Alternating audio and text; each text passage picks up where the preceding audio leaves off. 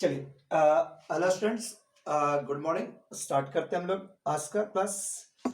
ठीक है। जैसे आपका पोर्शंस के हिसाब से आपको जो हम वर्क दिए थे उसमें से 12th मैथ्स में हम लोग 11th का पोर्शंस कवर करने जा रहे हैं कोऑर्डिनेट्स। अड़ेगा कोऑर्डिनेट्स का ब्रांच से आप परिचित नहीं है, परिचित तो हो गए, लेकिन तुम इसका इंपॉर्टेंस समझो कि ये कोई भी इंजीनियर का, अगर कोई इंजीनियर बनता है तो उसको इसका बहुत ज्यादा जरूरत पड़ता है, बहुत ज्यादा। चाहे वो सिविल इंजीनियर बने या मैकेनिकल इंजीनियर बने या इलेक्ट्रिकल इंजीनियर बने या कंप्यूटर इंजीनियर बने, इसका इंपॉर्टेंस हर जगह बना हुआ है।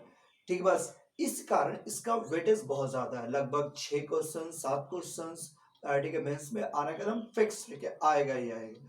ठीक है, बस सेफ क्वेश्चन है, डेप्थ नहीं है। और डेप्थ नहीं है मैंने, अगर थोड़ा सा भी फील करके इसको महसूस करते हुए पढ़ोगे, थोड़ा सा समझते हुए पढ़ोगे, थोड़ा ज्योमेट्री को साथ कर लेते हो, तो ये पेपर 100% काम कर जाता है। थोड़ा सा भी धोखा नहीं देता है। पेपर बहुत ही कंफर्टेबल है, लेकिन हाँ थोड़ा सा लिटरेचर पेपर है, थोड़ा सा उसको फील करना होगा, महसूस करना होगा, रटन भी नहीं जाना होगा, तभी काम कर सकते हैं। ये बात से भले ये पेपर में डेप्थ नहीं है, माने कोई जो चीज आप देख समझ सकते हैं बस उतना ही आपके सामने। इसलिए एकदम मन आगे पढ़ो। ये पेपर्स का पढ़ा हुआ तो आपको सभी का ही होगा, लेकिन बीच में एक साल गैप हो गया, इसलिए संभव है कि आप भूल गए हो। तो हम थोड़ा बेसिक से ही स्टार्ट कर रहे हैं। ठीक है, बस ऐसे बेसिकली इसका 2.5 से 3 महीना का सिलेबस लगता है इसको पूरा कंपटीशन में कवर करने के लिए, लेकिन हम 1 महीना और एक्स्ट्रा रखते हैं, 4 महीने की चलते हैं। ठीक है, बस हम लोग फुल्ली इसको कवर कर सकेंगे। आपके साथ यार कि आप पर डे इसको बनाइए, रेगुलर बनाइए तो कर सकते हैं। आइए स्टार्ट करें। पहला टॉपिक हम लोग का फंडामेंटल्स। फंडामेंटल्स में पॉइंट का रिप्रेजेंटेशन। ठीक है, सबसे पहले रिप्रेजेंटेशन ऑफ ए पॉइंट्स। हम केवल आपको याद दिला रहे हैं, पूरा 11 थोड़ी आपको पढ़ा रहे हैं। Representation of A points, of A points. हाँ, एक बार जो स्टूडेंट्स का पढ़ा हुआ है, जिसका कमांड है, वो ज्यादा हड़बड़ाने की जरूरत नहीं है कि हम तुरंत आपको सीढ़ी पर के सीधे छत पर नहीं चढ़ा सकते। स्टेप बाय स्टेप चढ़ना होगा, स्टेप बाय स्टेप ही चढ़ना होगा, इसलिए थोड़ा सा पेशेंस रखिए और देखते रहिए। रिप्रेजेंटेशन ऑफ ए पॉइंट्स, एक आप पॉइंट्स का रिप्रेजेंटेशन। ठीक, बस दो तरह से रिप्रेजेंट होता है, कार्टेशियन और पोलर, आप भी जानते हैं। किसी पॉइंट को रिप्रेजेंट करना तो हम लोग डिनोट करते हैं एक्स और वाई। ये पॉइंट का डिफरेंस है, इसमें एक्स क्या होता है और वाई क्या होता है। तो x is the distance from y axis और y is the distance from x axis, उल्टा। एक और आता है पोलर कोऑर्डिनेट्स। ऐसा अभी हमको उसका जरूरत तो नहीं है, हम उसको डिस्कस भी नहीं करना, लेकिन ये आपका r और ये एंगल थीटा, लेकिन हम लोग को इसी का जरूरत है, कार्टेशियन कोऑर्डिनेट्स। अरे बस इसमें तो आपको कोई प्रॉब्लम ना है। अगर आपको हम ये कर दे कि एकदम सिंपल, हम सिंपल स्टार्ट करते हुए चल रहे हैं। अगर आपको हम कहें कि 3 4 को प्लॉट करो तो क्या आपको दिक्कत होगा? 3 4 को प्लॉट करें तो क्या आपको दिक्कत होगा? जैसे 3 4 है तो 3 4 हमने क्या किया, तुरंत हम कॉर्नर एक्स दर्शा दिए। ये आपका 3 1 2 3, यहाँ पहुंचे 3, देखो 1 2 3, यहाँ के बाद हम लोग का 4 कोऑर्डिनेट है, 1 2 3 4, मतलब ये वाला पॉइंट्स हो गया। एक रफ आइडिया 4, इस समय दिक्कत नहीं ना आप लोगों का, जस्ट कर याद दिला रहे। अगर हम कहें कि एक पॉइंट है, ठीक है, 3 4 दिया हुआ है, अगर इससे 2 units 2 unit along positive x axis बढ़ जाइए, along पॉजिटिव एक्स एक्सिस बढ़िए और उस पॉइंट का कोऑर्डिनेट लिखिए। 2 यूनिट्स पॉजिटिव एक्स एक्सिस की ओर बढ़े तो जो पॉइंट पे पहुंचे उसका कोऑर्डिनेट लिखिए। बोलो इसमें दिक्कत? पॉइंट्स क्या हो गया? दिस इज 3 4, आप दिखा सकते हैं समझ, ये 3 4 है। पॉजिटिव एक्स एक्सिस पर 2 यूनिट्स, मतलब यहां से 2 यूनिट आगे बढ़े, 1 और ये 2, यहां पहुंच गए। क्या कहते हो? ठीक है, बताओ इसका कोऑर्डिनेट्स में कोई दिक्कत नहीं होता है। एक्स एक्सिस के पैरेलल बढ़े, एक्स एक्सिस के पैरेलल बढ़े तो एक्स में वो कोऑर्डिनेट जोड़ देना।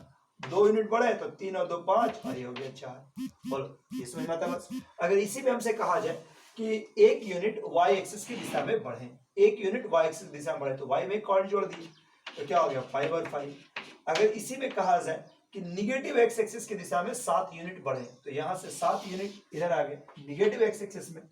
अगर हम पॉजिटिव में गए तो बढ़ा रहे तो निगेटिव में आए तो घटा देंगे। अब एक्स कोऑर्डिनेट में -7 घटा दिए तो क्या आ जाएगा? दिस इज -2 और 5। ठीक बात। इसी तरह से वाई एक्सिस में अगर 2 3 यूनिट नीचे आए तो तुम्हारे पास क्या हो जाएगा? -2 और 2। बताओ इस समय कोई दिक्कत नहीं होता है। तो ये पहला रिप्रेजेंटेशन है, कोई पॉइंट्स है, पॉइंट्स को रिप्रेजेंट करने का तरीका। ठीक, बस अगर आपको हम कहें एक छोटा सा, हम अपना आज आपको जो क्वेश्चन सेंड करेंगे उसमें आपको 1 2 ऑब्जेक्टिव दे दिए, उसको बना लेना। ठीक है, बस जैसे हम एक क्वेश्चन का है, क्वेश्चन को ठीक से पढ़ो। देखो सेमी वर्ड प्रॉब्लम है, ठीक है, हल्का हल्का पढ़ पड़ा। कोई इंडियन इंग्लिश है, कोई फॉरेन इंग्लिश है नहीं कि जो दिक्कत करेगा। प्लेन इंग्लिश से लचरदार भाषा नहीं होता। हाँ, वर्ड जरूर होता है, उसको पढ़िए, महसूस कीजिए, जो बोल रहा है कर दीजिए। अपने से पहले से रेडीमेड प्रोग्राम नहीं बनाइए, खुद से प्रोग्राम नहीं बनाइए, उस समय जो बोले कर दीजिए। जैसे आपके क्वेश्चन में क्या था, क्वेश्चन में क्या रहेगा, क्या रहेगा कि एक रेक्टेंगल है, ठीक है, बस जिसका साइड एक्स एक्सिस के अलॉन्ग है, वाई एक्सिस के अलॉन्ग है, जिसका साइड एक्स एक्सिस पर है और वाई एक्सिस पर है। एक साइड का लंबाई मान लेते हैं कि 7 यूनिट है और वाई एक्सिस पर जो साइड है उसका लंबाई 3 यूनिट है। तो इससे जो आपका रेक्टेंगल बनकर तैयार हुआ उसका वर्टिसेस लिखिए। बोलो, ऐसा क्वेश्चन में कोई दिक्कत नहीं होता है, प्लेन ऑब्जेक्टिव है। मतलब इवन 10th का स्टूडेंट भी आसानी से बनाता है। अब तो 12th पास कर गए, लेकिन 10th का स्टूडेंट भी आसानी से बना लेगा। ये आपका 0 0 है, तो ये 7 यूनिट, यहाँ पर क्या होगा, यहाँ पर 3 यूनिट आगे बढ़ गए, यहाँ पर क्या होगा। तो इस तरह का कुछ ऑब्जेक्टिव है वो बना लीजिएगा। अड़ी बस बनाइएगा सर, ओवरलुक नहीं कीजिएगा, छोटा सा चीज है, लेकिन हाँ एक फील आने के लिए जरूरत है। देखिए होता क्या है, रिप्रेजेंट कैसे हो सकता है, ठीक है। बस इसके बाद आइए अड़ेगा पहला, उसके हम लोग के पास फर्स्ट टॉपिक है डिस्टेंस फॉर्मूला। ये तो नहीं याद होने का या नहीं जानने का कोई बात ही नहीं है कि अगर 2 पॉइंट दिया होगा, 2 पॉइंट के बीच तब भी 1-2 क्वेश्चन आपको हम दिए हैं, उस पर आप बना सकते हैं। अरे बस ये 2 पॉइंट्स है, 2 पॉइंट्स के बीच का दूरी निकाल रहे हैं, तो आप निकाल सकते, जैसे दिया हुआ दिस इज 3 4, अरे बस दिस इज 5 और a, अगर बीच का यूनिट्स अगर 6 यूनिट है तो आपसे कहा जाए कि a का मान निकाल दीजिए। बताओ, इस क्वेश्चन में कोई दिक्कत? 2 पॉइंट्स है, 2 पेज के बीच का दूरी 6 है, तो कहा कि फाइंड a। निकाला तेरा क्वेश्चन कैसे निकलेगा? जैसे 5 और 3 है तो डिस्टेंस फार्मूला यूज करते हैं। तो देखो जितना तेज कर सकते हो तुम। अब 11th क्लास का क्वेश्चन नहीं बना रहे हैं, क्या लिख के हाथ से जोड़ रहा है क्वेश्चन कर, फास्ट मन में भी कर सकते हो, कर लो। 5 - 3 का स्क्वायर, 2 का स्क्वायर 4 और 4 - a का होल स्क्वायर, और ये हो गया √6। अगर इसको तोड़ोगे, ठीक है, बस इसको स्क्वायरिंग करो, ये 36 है, इसको तोड़ोगे तो टाइम खा जाएगा। तो यहाँ घटाओ 32, 4 - a बराबर प्लस माइनस √32। कैलकुलेशन जितना फास्ट कर सकता है करो। ये हो गया 4 प्लस माइनस √32, ये आपका a का मान। तो कैलकुलेशन है आपके हाथ में, आपका प्रोसेस है, आप इसको यूज कीजिए, क्वेश्चन बन जाएगा। ठीक, बस हम आपको कुछ क्वेश्चन इस पर डिस्टेंस फार्मूला पर दे रहे हैं, उसको आप डिस्कस करने में इंटरेस्टेड नहीं है, वो आप कर देंगे। ठीक है, बस एक ट्रायंगल है, ठीक है, एक ट्रायंगल है circum centre.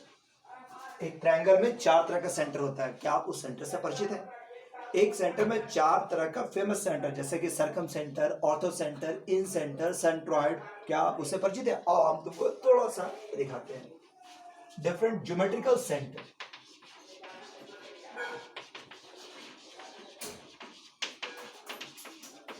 Different geometrical centre link with the triangle. पहला है आपका सेंट्रॉइड,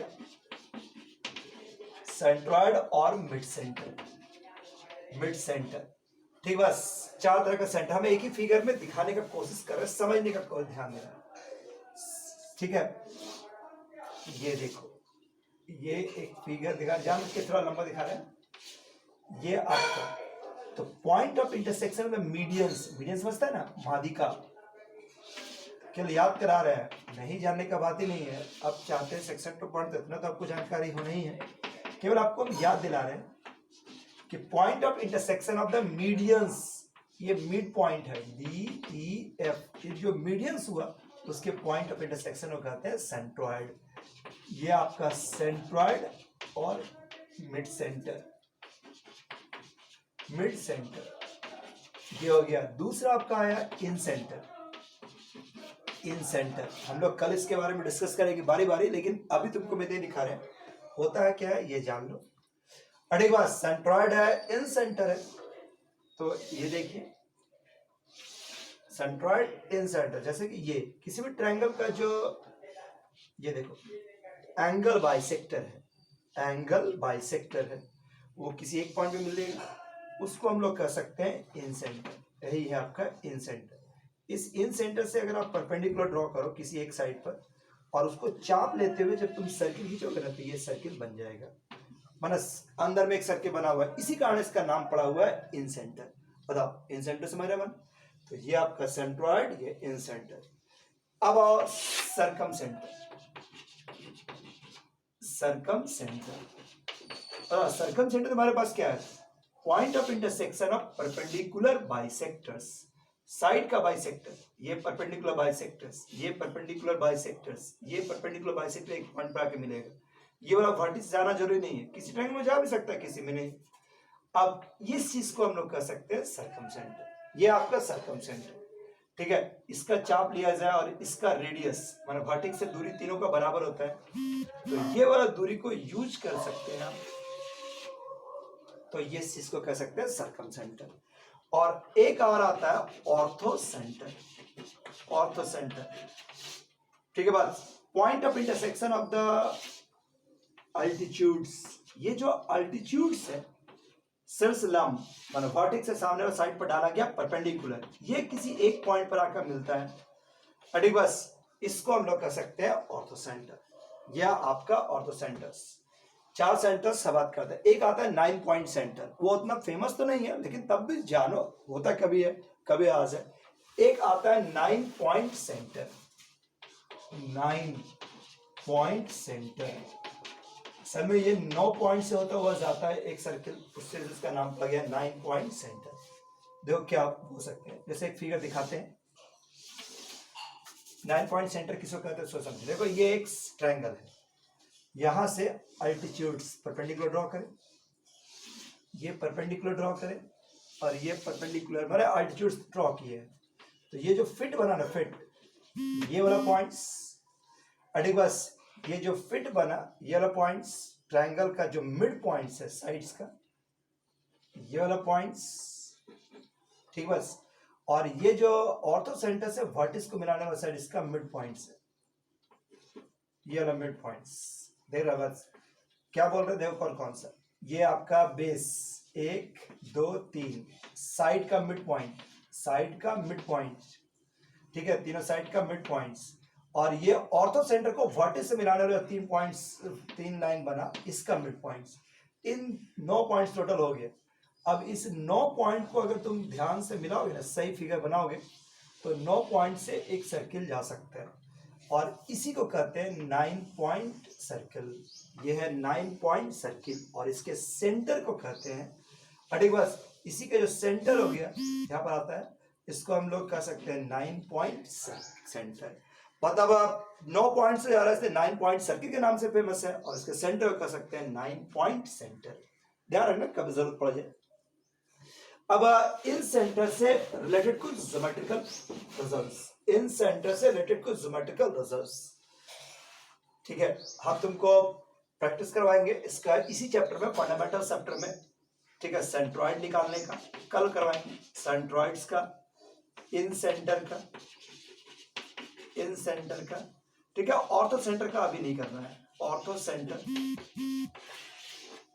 अभी निकालने के लिए आपको पहले आपको सर्कम सेंटर और ऑर्थो सेंट्रॉइड निकालेंगे, तब जाकर निकाल सकते हैं। डायरेक्ट निकालने का अभी तरीका नहीं है हम लोग के पास, ठीक है। फॉर्मूला होता है लेकिन हम फॉर्मूला याद करेंगे फेवर में नहीं, इसलिए आप इसको देखो। इसके बाद आओ चौथा आपका सेंट्रॉइड हो गया, इन सेंटर हो गया, सर्कम सेंटर। तो सर्कम सेंटर का क्वेश्चन आप डिस्टेंस फॉर्मूला से भी बना सकते हैं। सर्कम सेंटर में खासियत क्या होता है कि आप ये जो रिजल्ट्स होता है मेरे सर्कम सेंटर, वो तीनों वर्टिस से बराबर दूरी पर होता है, तो आप ओ ए बराबर ओ बी बराबर ओ सी का फायदा लेते हुए सर्कम सेंटर निकालें। इसी पर आपको बेस्ट 1-2 क्वेश्चन में दिए हैं, तो एक ट्रायंगल का तीनों वर्टिस से दिया हुआ है, सर्कम सेंटर निकालना, तो इसको पॉइंट मान लेना अल्फा बीटा, ना ओ ए बराबर ओ बी बराबर ओ सी। आप तीनों डिस्टेंस फॉर्मूला यूज करो जिससे आपका रिजल्ट आ जाएगा, ठीक है। नेक्स्ट, अब इसमें 1-2 प्रॉपर्टीज भी है, ज्योमेट्रिकल रिजल्ट भी है, उसको भी देख लो। सम ज्योमेट्रिकल रिजल्ट, इन्हीं सेंटर से रिलेटेड सम ज्योमेट्रिकल रिजल्ट, हटेगा, some geometrical result related to center. देखो पहला ये कि अगर कोई ट्रायंगल्स का बात करें, किसी भी ट्रायंगल्स में, किसी भी ट्रायंगल्स का जो बात करें, किसी भी तरह का ट्रायंगल्स हो, तो ये जो सेंट्रॉइड होता है, सेंट्रॉइड मीडियंस को 2:1 के रेशियो बांटता है, ये तो आप बहुत अच्छा जानते हैं। ये देखो कोई भी ट्रायंगल का जो सेंट्रॉइड होता है, ये इसको 2:1 के रेशियो में बांटता है, ये तो आप बहुत ही पहले से जानते हैं, सेंट्रॉइड 2:1 के रेशियो में बांटता है। अब एक और चीज जान लीजिए, देखो इसको, ये आपका सर्कम सेंटर, ये आपका ऑर्थो सेंटर, ये सेंट्रॉइड, इसको भी 2:1 के रेशियो में बांटता है। मतलब ये प्रॉपर्टीज दया, अगर आपको दो चीज मालूम है तीसरा निकाला जा सकता है मजा चीज, चीज है। अगर थोड़ा सा चीज जाने, कोई ट्रायंगल है, कोई ट्रायंगल का 3 वर्टिस में अगर आपको मान लो ऑर्थो सेंटर निकालना है तो सर्कम सेंटर निकालना संभव मान लो इजी है। ये सेंट्रॉइड मालूम है, सर्कम सेंटर मालूम है, तो तुरंत आप सेक्शन फार्मूला के मदद से ऑर्थो सेंटर निकाल सकते हैं। फायदा दिखाएगा ही। ठीक है, जैसे कि अब एक क्वेश्चन तुम्हें दिखाते हैं, एकदम छोटा सा ज्योमेट्री, छोटा सा क्वेश्चन इसी से लिंक करता हुआ। एक ट्रायंगल है ABC, ठीक है, बस एक राइट एंगल ट्रायंगल तुम्हारा दिखाते हैं। ये 0 0, ये आपका 6 है 0 और 0 4, और कहा जाए इसका ऑर्थो सेंटर निकालिए, ऑर्थो सेंटर निकालिए। ठीक है, तो थोड़ा बहुत ज्योमेट्री याद रखो तो ऑर्थो सेंटर किसी भी राइट एंगल ट्रायंगल का ऑर्थो सेंटर क्या होता है, ठीक ये वाला वर्टिस, ये वाला वर्टिस, तो ऑर्थो सेंटर 0 0। ठीक है, लेकिन मैंने कोई भी क्वेश्चन में अगर 2 मालूम है तो तीसरा आसानी से आप निकाल सकते हैं। ठीक है, ये आपका सिमेट्रिकल रिजल्ट है। आप इस पर कुछ क्वेश्चन हम आपको भेज रहे हैं, वो आप इसको बना लीजिएगा। ठीक है, बस अब आप एक और प्रॉपर्टीज का रूप में यूज करते हुए कुछ और थ्योरी के रूप में आया, साइमेट्रिकल पॉइंट्स। अड़ेगा साइमेट्रिकल पॉइंट समझते हैं? साइमेट्रिकल पॉइंट का मतलब mirror image, just mirror image. ठीक है, तो क्या आप साइमेट्रिकल पॉइंट निकालने वाला बात समझते हैं? मतलब थ्योरी नहीं भी जानते तो भी खुद से निकाल सकते हैं। जैसे अगर तुमको हम कहें कि कोई पॉइंट है, ठीक है, अल्फा बीटा, कोई पॉइंट है अल्फा बीटा, कहा कि इसका साइमेट्रिकल इमेज निकालिए, साइमेट्रिकल पॉइंट निकालिए with respect to x axis, with respect to x axis. क्या मतलब हुआ इस बात का? इसका साइमेट्रिकल इमेज निकालिए with respect to x axis, मतलब एक्स एक्सिस पर एक, इमेजिन करो कि एक्स एक्सिस पर एक मिरर रखा हुआ है, तो बताओ इसका इमेज कहां पर बनेगा। ठीक, बस आप सिंपल इमेज के बारे में सोच सकते हैं, पूरा ऑप्टिक्स पढ़ा हुआ है, आपको पूरा जानकारी है, तो बताओ इसका इमेज कहां बनेगा, ठीक यहाँ पर। इस पॉइंट का इमेज कहां बनेगा, ठीक यहाँ पर। बताओ यहाँ कोऑर्डिनेट क्या होगा, तो तुम देखोगे एक्स कोऑर्डिनेट चेंज नहीं हुआ, अल्फा का अल्फा, ये प्लस बीटा है तो नीचे आने पर ये माइनस बीटा। यानी कि अगर हम किसी पॉइंट्स को रटना चाहें तो हम लिख सकते हैं अल्फा और माइनस बीटा, लेकिन बोलो रटना नहीं, अपने से करना, वही समझ तुरंत इमेजिन करो कि अल्फा बीटा इधर क्या आएगा, माइनस अल्फा। अगर हम यही कर दें with respect to y axis, y axis, तो इसको भी रटो नहीं, खुद से सोच के देखो, तुरंत जवाब अपने आप मिल जाएगा। ये अल्फा बीटा है, मतलब यहाँ पर अगर कोई मिरर इमेज रख दिया जाए तो बताइए यहाँ इस स्थिति में क्या होगा। तो अगर अल्फा बीटा है तो ये वाला पॉइंट आपका क्या आ जाएगा, दिस इज बीटा और अल्फा, सॉरी ये अल्फा बीटा है तो ये हो गया माइनस अल्फा और बीटा, ये आपका with respect to y axis, तो with respect to x axis, with respect to y axis. हाँ, ये वाला आप थोड़ा याद रखो तो फायदा है, निकाल तो सकते हैं, लेकिन जैसे इसका ठीक, बस जैसे कोई लाइन है, अगर कहा जाए विद रेस्पेक्ट टू वाई बराबर एक्स, या bisector of the first quadrant, with respect to bisector of first quadrant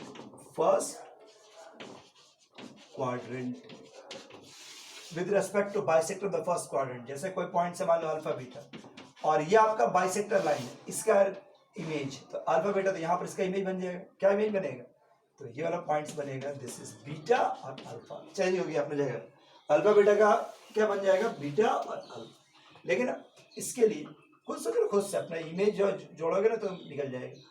और इसी तरह से अगर हमसे कहा जाए सेकंड क्वाड्रेंट के रेस्पेक्ट में, मतलब bisector of the second quadrant, मतलब ये, तो अगर कोई पॉइंट है अल्फा बीटा तो इसका इमेज कहाँ बनेगा, लगभग यहाँ, और पॉइंट्स बनेगा माइनस बीटा और माइनस अल्फा। अल्फा बीटा है तो यह बन जा सकता है माइनस बीटा माइनस अल्फा, तो आप इस तरह का बात कर सकते हैं। हाँ, अगर कोई दूसरा लाइन दे दे, जैसे कोई लाइन है, मान लो जनरल लाइन है, यहाँ पर अल्फा बीटा, तो डायरेक्ट निकालना संभव नहीं है, तब फिर आपको ज्योमेट्री यूज करना होगा। ठीक, बस स्ट्रेट लाइन का हेल्प लेना होगा तब ये निकाल पाएंगे। इसके लिए तुम्हारे पास कि ये मिड पॉइंट होता है, ये से परपेंडिकुलर होता है, हम लोग लाइन के मदद से निकाल पाएंगे। सबसे पहले ये लाइन मालूम रहेगा, ये परपेंडिकुलर लाइन का इक्वेशन निकालेंगे, दोनों को सॉल्व करेंगे, ये पॉइंट आएगा, तब आगे इसको हम लोग आगे क्लास में डिस्कस करेंगे। लेकिन अभी आप सिमेट्रिकल पॉइंट के बारे में डिस्कस कर सकते हैं। ठीक, बस आपको हम कुछ क्वेश्चन आज आपको भेज रहे हैं, उस क्वेश्चन में आपको पहले वो फील करने के लिए कि कोऑर्डिनेट्स में प्लॉटिंग ऑफ पॉइंट्स कहां पर होता है, उसको रिप्रेजेंट करता हुए एक दो क्वेश्चंस है। देखो ये वाला,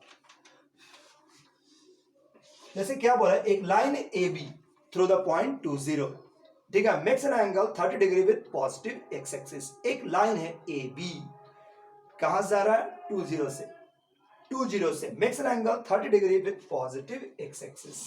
देखिए एक लाइन है जो 20 जा रहा है, 20 समझते हैं ना, ये आपका 20 जा रहा है, ए बी कितना एंगल बना रहा है 30 डिग्री, देख लिया बढ़िया से, ए बी ये 20 जा रहा है, 30 डिग्री का एंगल बना रहा है विद पॉजिटिव एक्स एक्सिस। ठीक है, is rotated in anti clockwise direction. यहां से देखो यही लाइन ये टर्न के यहां पहुंच गया, ये देखो ये टर्न हो गया, ठीक, बस ये टर्न होकर यहाँ पर पहुंच गया, तो ये वाला पॉइंट का नाम सी आ गया। कितना एंगल से घूमा 15 डिग्री। ठीक है, बी का पॉइंट दे दिया 2 + √3 और 1, तो कहा कि सी का कोऑर्डिनेट निकाल दीजिए, सी का कोऑर्डिनेट निकाल दीजिए। ठीक है, बस अगर तुम मैं इंतजार करो कोई रूल का कोई फॉर्मूला का तो आपको दिक्कत है, थोड़ा सा महसूस करके देखो। अरे ये लाइन तुम्हारे पास है, तुम्हारे पास देखो ये जो डिफरेंस होता है ना कि एक्स वाई कोई पॉइंट है, मतलब एक्स वाई है, कोई पॉइंट एक्स वाई, तो मतलब ये वाला एक्स और ये वाला वाई, इतने तुमको चाहिए। तो तुम इसको सोचो तुमको क्या क्या चाहिए, इसको इससे समझो। ठीक, बस तुमको ये कोऑर्डिनेट निकालने के लिए क्या चाहिए, पूरा डिस्टेंस और ये पूरा डिस्टेंस सीएम, सीएम और सीएम ले देते हैं, नहीं ये पी ले देते हैं। ठीक, बस ये तो 2 है तो ये वाला भी तो 2 रहने करेगा। अब हमको केवल पीसी निकालना चाहिए और पीसी और सीएम का वैल्यू निकालना है। थोड़ा सा मैथ यूज करो, थोड़ा सा मीटर यूज करो तो होगा। तो देखिए एक लाइन है ए बी, वो लाइन को ही टर्न किया गया, मतलब लेंथ तो बदलेगा नहीं, तो बताओ क्या आप डिस्टेंस फॉर्मूला से ए बी का लेंथ निकाल सकते हैं? बड़ा सोचो, बड़ा सोचो। देखो हमारे पास यहाँ पर क्या है कि हम लोग को निकालना क्या है, सीएम का लेंथ। एंगल हमको 30 और प्लस 15 मिला के 45 हो चुका है, यानी कि अगर किसी भी तरह से अगर इसका हमको लेंथ निकालना है तो उसके लिए हमको इस ट्रायंगल का कोई एक साइड का लेंथ तो चाहिए ही चाहिए। चाहे आप एम निकाल लो, चाहे आप सीएम निकाल लो, चाहे आप एसी निकाल लो। तो यहां पर आप सोचो अपने, बड़े एक बार रबड़ाया के सर बता दीजिए मेथड हो गया, आप अपने सोचो ना अपने से। अरे थोड़ा सा ध्यान से सोचो कि तुमको निकालना क्या है, तुम ज्योमेट्री का यूज कर रहे हो, तुम जानते हैं कि तुमको एम निकालना है, तुमको सीएम निकालना है, ये दो तुम्हारे पास आ सकता है। तुमको ये पीसी निकालना मतलब एम निकाल जाए तो पीसी बराबर है, तो एम निकालना और सीएम दो को निकालना ही है। तो अगर किसी तरह से तेरा एसी का लेंथ मालूम होता तभी तेरा सारा काम हो सकता है। तो गौर से देखो, क्या आप एसी का लेंथ निकाल सकते हैं? तो बिल्कुल जवाब है बिल्कुल, हाँ देखो यही ना लेंथ है, तो लेंथ थोड़ा घूमने से लेंथ थोड़ा बदल गया। तो पहले आप ए बी का लेंथ निकालो, डिस्टेंस फॉर्मूला डालते हैं, निकालेगा ना, तो कितना हो गया 2 + √3 - 2 2 कट गया, √3 का स्क्वायर और 1 का स्क्वायर यानी कि 2। सर इसका लेंथ है 2 तो इसका भी लेंथ 2, मतलब ए सी। क्या अब भी मेरा जरूरत है? तो हम ट्रायंगल यूज करते हैं ACM, ध्यान दो, दिस इज ACM। एंगल कितना हो गया 45 डिग्री, ये एंगल वैल्यू 2, तो क्या अब आप इसका इसके लिए नहीं निकाल सकते? sin 45 और cos 45 का यूज कर लो। सो वैल्यू क्या आ जाएगा, दिस इज √2 और दिस इज √2। सो लेंथ हो जाएगा, यहां तक का लेंथ हो गया √2, यहां तक का लेंथ हो गया √2। हाँ अब बताओ क्या आपसे क्वेश्चन बन जाएगा? अरे लिखना तो तुमको लिख लिख के थोड़ा बनाना, 10th 11th थोड़ा पढ़ा रहा है, कॉम्बिनेशन से शुरुआत किया। बताओ ये √2, ये पूरा लेंथ 2, यहाँ तक लेंथ हो गया √2, तो ये पूरा लेंथ कितना हो गया यहाँ तक पूरा कितना हो गया 2 + ये वाला √2, तो 2 + √2, और ये पूरा हाइट कितना है √2। सो कोऑर्डिनेट क्या हो जाएगा 2 + √2 और ये √2। सो 10 इज द कोऑर्डिनेट ऑफ सी। कुछ इस तरह का बात कर रहे हो, तो इस पर हम कुछ क्वेश्चन आपको हम भेज रहे हैं, इतना ध्यान से मन लगा के बनाइएगा तो बन जाएगा। ठीक है, एक क्वेश्चन आपके पास हम किए हैं, आगे का 1-2 क्वेश्चन प्रैक्टिस के लिए, कि एक स्क्वायर है, कोई एक स्क्वायर दिया हुआ है, स्क्वायर है, देखो कोई स्क्वायर है जिसका चारों वर्टिसेस में से 2 अपोजिट वर्टिस, ठीक है 2 अपोजिट वर्टिस दिया हुआ है, दिस इज 3 4 और 1 -1। कोई पहले लिख लो 1 -1 और 3 4। तो क्वेश्चन कह रहा है कि बाकी 2 वर्टिस दे रहा है, एबीसीडी स्क्वायर, एक स्क्वायर है, कितना साइड कुछ नहीं दिया, बस इतना इंफॉर्मेशन है। ठीक है, इसका बहुत मेथड हो सकता है, लेकिन अभी हम लोग के पास डिस्टेंस फॉर्मूला से आपको बनाना है। ठीक, बस यहाँ पर वीडियो को एकदम पॉज कर लो, रोक लो और इसको बनाओ, पहले बना लो तब आगे क्वेश्चन देख लो, स्टॉप करो, बैठने नहीं आया किसी तरह से, क्या एकदम तुरंत इसको स्टार्ट कीजिए।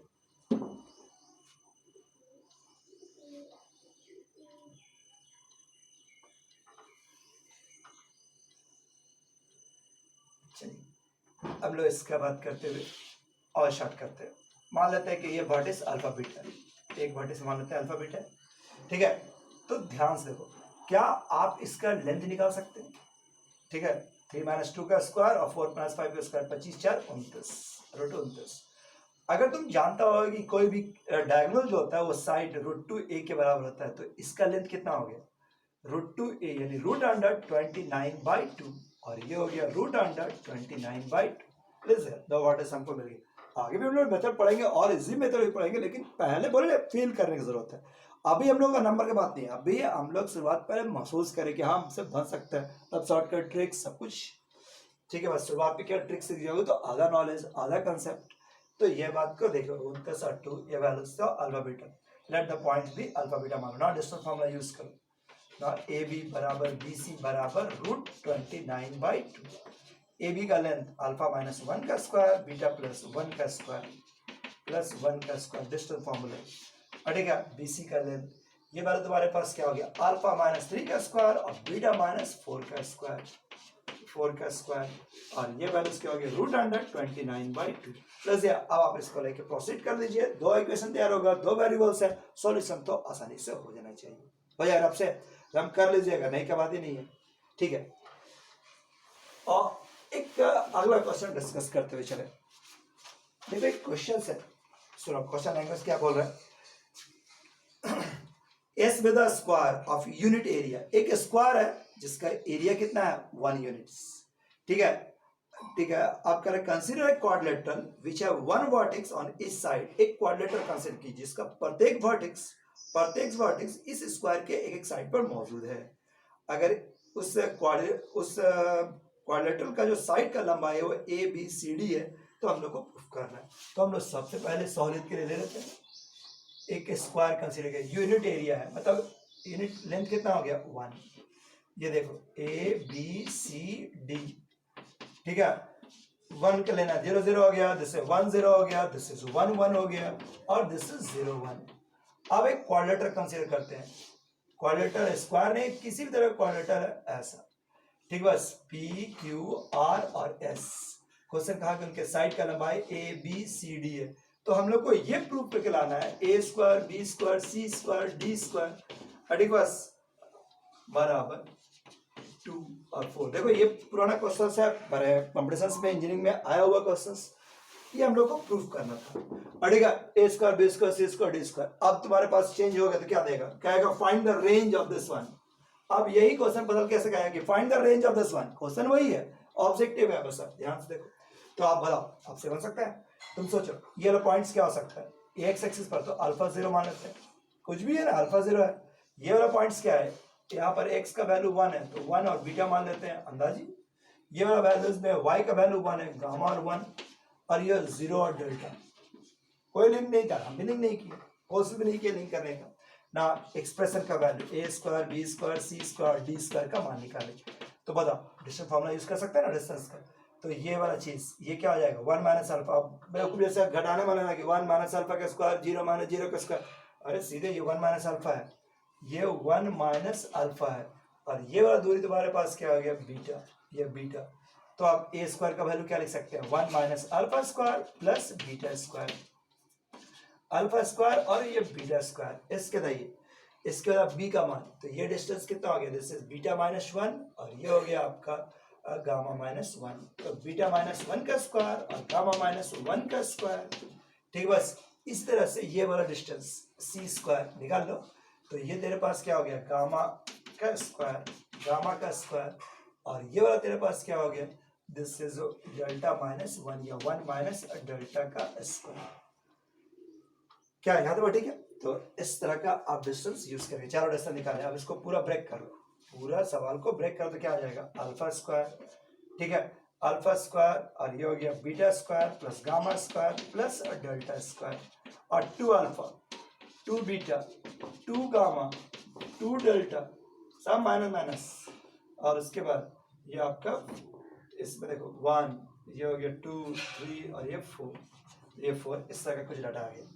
क्या यहाँ तो बढ़ेगा अल्फा स्क्वायर। अब इसको सेट करो, अरे बस अब इन डाटा को तुम सेट करने का कोशिश करो, अल्फा स्क्वायर 2 अल्फा और ये 1, ठीक है, अल्फा स्क्वायर एट 2 अल्फा और ये 1 का वैल्यू में यूज करते चलिए। अब हम लोग को प्रूव ए स्क्वायर बी स्क्वायर सी स्क्वायर और डी स्क्वायर का वैल्यू कुछ इस प्रकार का आ गया। Alpha square plus delta square. ठीक है, एक मिनट बोलते हैं, डिस्टेंस फॉर्मूला थोड़ा गलत कर दिया, एक बार फिर से यहाँ लेते हैं। ए स्क्वायर का मान, ठीक है, ए स्क्वायर का वैल्यू क्या आ गया, जैसे 1 माइनस अल्फा स्क्वायर और प्लस बीटा स्क्वायर। ठीक है, ये वाला तुम्हारे पास क्या था, ये आपका, ठीक है, तुम डिस्टेंस फॉर्मूला भी लगा ही सकते हैं। तो ये तुम्हारे पास क्या हो गया, ये गामा 0 है तो गामा माइनस 1 का स्क्वायर, और ये तुम्हारे पास क्या हो गया, गामा माइनस 1 का स्क्वायर और बीटा माइनस 1 का स्क्वायर। इसी तरह से सी स्क्वायर का मान, सी स्क्वायर का मान क्या हो गया, दिस इज गामा स्क्वायर और डेल्टा माइनस 1 का स्क्वायर, और डी स्क्वायर का मान ये वाला वैल्यू अल्फा माइनस 0 का स्क्वायर और ये हो गया डेल्टा स्क्वायर। पूरा ब्रेक कर देने से क्या आएगा, 2 alpha square, 2 beta square, 2 gamma square और 2 डेल्टा स्क्वायर। ठीक, बस ये आपका -2 अल्फा, -2 बीटा, -2 गामा, -2 डेल्टा, कुछ इस तरह का। इसमें 1 2 3 4 और ये आपका 4, लो ऐसा कुछ है। ठीक, बस अगर आप 2 कॉमन ले लेते हैं तो alpha square plus beta square plus gamma square plus delta square. ठीक है, बस alpha square beta square gamma square और ये हो गया आपका डेल्टा। तो अल्फा स्क्वायर देखो, गामा स्क्वायर और delta square minus alpha minus beta minus gamma minus delta, क्या आएगा, तो ठीक है, और प्लस 2, कुछ इस प्रकार का। अब 2/2 रूल से इसको सेट करो, 2/2 से रूल से सेट करो, क्या आएगा, अल्फा माइनस हाफ का whole square plus beta minus half का होल स्क्वायर, ठीक है, गामा माइनस हाफ का होल स्क्वायर और डेल्टा माइनस हाफ का होल स्क्वायर। ठीक, बस 4 टू हाफ स्क्वायर जोड़े, 1 स्क्वायर 1/4 1/4 1/4 1/4, एक जोड़े, एक बचा हुआ रह गया। So this is 1। समझने की कोशिश करना, कुछ नहीं है, ब्रेक करो तो नहीं आ जाएगा। ठीक, बस कोई भी होल स्क्वायर का मान क्या होता है, 0 या 0 से बड़ा।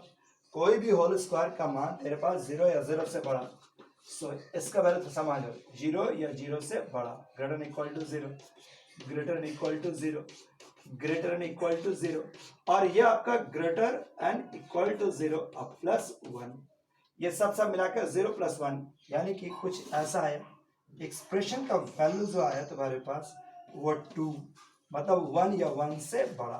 सो कह सकते हैं 2 या 2 से बड़ा, ये इक्वेशन नंबर 1। अरे बस ये जस्ट इक्वेशन नंबर 1 आया। अब एक और बात, अल्फा का वैल्यू कहां तक लाइज कर रहा है, मैक्सिमम 1 तक, बीटा का वैल्यू मैक्सिमम 1 तक। ठीक, बस तो अल्फा का वैल्यू मैक्सिमम 1 तक लाइज कर रहा है, ध्यान देखना, सबके बारे में वही है। एज अल्फा का वैल्यू कहां से कहां लाइज कर रहा है, 0 से 1, 0 से 1 के बीच में लाइज कर रहा है। ठीक, बस सो अल्फा माइनस हाफ का वैल्यू कहां लाइज करेगा, -12 से लेकर हाफ के बीच में।